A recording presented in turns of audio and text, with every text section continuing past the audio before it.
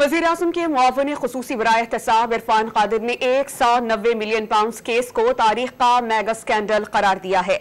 इस्लामाबाद में press conference के दौरान पीटीआई हुकूमत पर बरतानवी एनसीए को धोखा देने का इल्जाम लगाते हुए कहा कि हुकूमत ने बड़ी चालाकी से रियासत के नाम पर सुप्रीम कोर्ट ऑफ पाकिस्तान का अकाउंट पेश किया।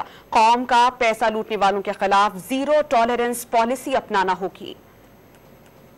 190 मिलियन पाउंड स्कैम कह लें, अलकादर ट्रस्ट केस कह लें, उस वक्त की हुकूमत पाकिस्तान ने नेशनल क्राइम एजेंसी के सामने एक कॉन्फिडेंशियलिटी एग्रीमेंट पेश कर दिया और उन पे भी धूल झोंकी, उनको ये इंप्रेशन दिया कि ये पैसा जो है अब ये हुकूमत पाकिस्तान यानी रियासत पाकिस्तान को मिलेगा और ये हम रियासत पाकिस्तान को देंगे।